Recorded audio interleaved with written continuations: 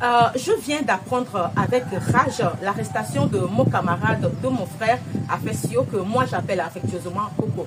Et j'ai cherché à connaître les raisons de son arrestation, puisque nous sommes dans un pays où l'arrestation arbitraire bat son plein. Alors on me montre un test qu'il a écrit qui serait à l'origine de son arrestation.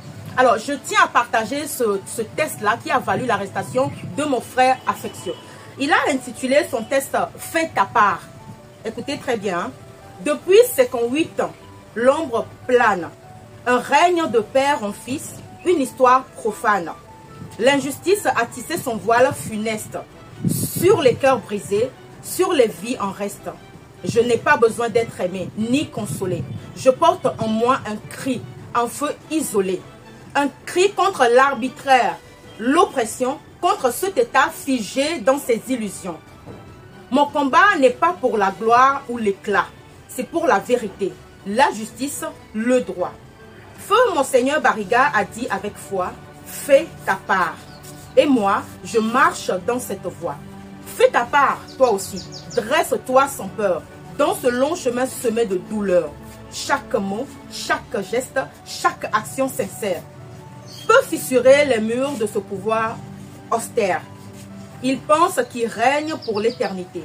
Mais l'histoire a prouvé que rien n'est fiché. Les chaînes qui nous enserrent finiront par céder. Si chacun de nous ose enfin se lever. Fais ta part, car le silence est une prison. Une complice muette de l'oppression. La liberté n'est pas donnée, elle se conquiert.